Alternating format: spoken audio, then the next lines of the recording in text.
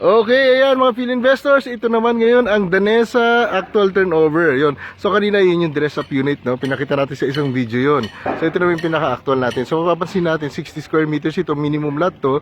Meron pa tayong mga pagpipilian na 70, 75, 80, 88, 100 at marami pang iba. So pasok tayo ngayon, tingnan natin kung gaano kalaki ang actual unit. And mapapansin natin dito, ito yung lote, ito yung muhon eh. Mapapansin natin, ayun.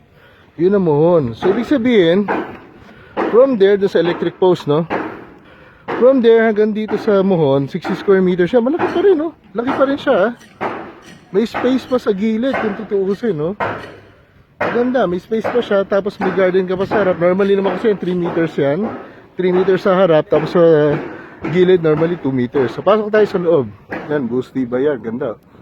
So, pasok tayo sa actual turnover ng Danesa. So, ito na siya.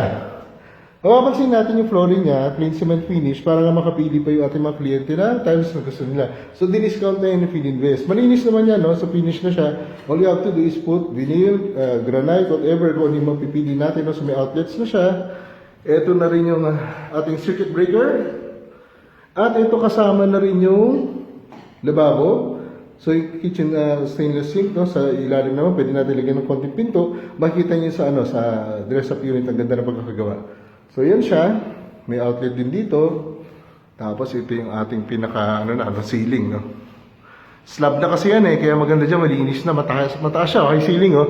Mapapansin niyo po, yan, medyo malayo pa. Mataas pa. So, tapos dito naman yung pinaka, natin, CR natin, no? So, restroom natin. So, may lababo. Ayan, kasi construction site ngayon, kaya medyo madumi lang. Pero ang ganda dyan, naka-plastic siya, oh.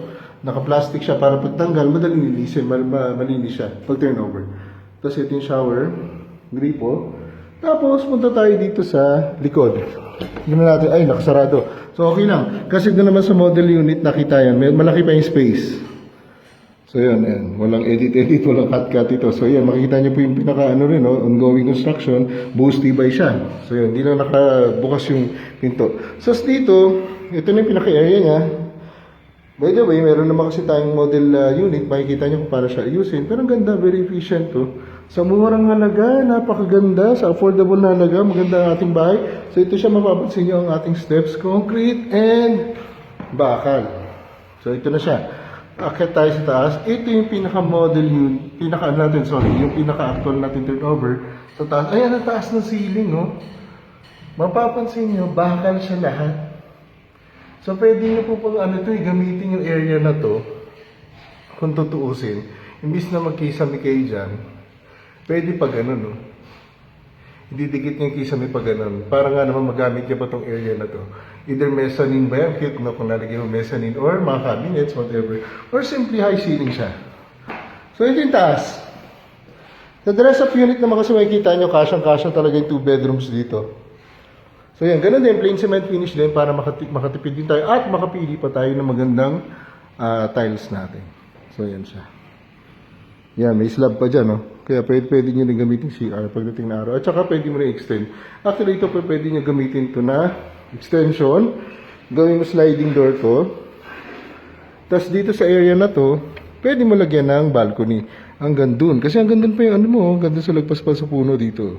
Hanggang dun pa yung pinakalote. Kaya, ayan, malaki pa, oh. Malaki pa siya. Ayan, so itong Danesa, model unit natin, actual unit natin. Ganda. So, very efficient, very affordable. Para sa magsisimula pamilya, pwede na. So, yan. Pakita natin sa paglabas. So, yan siya. Yan, ang ating Danesa turnover model. 60 square meters nung kinuha natin lote.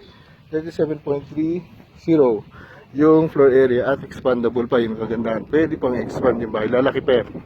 So maximum 3 bedrooms, 4 bedrooms pa. Yan. Thank you mga Field Investors.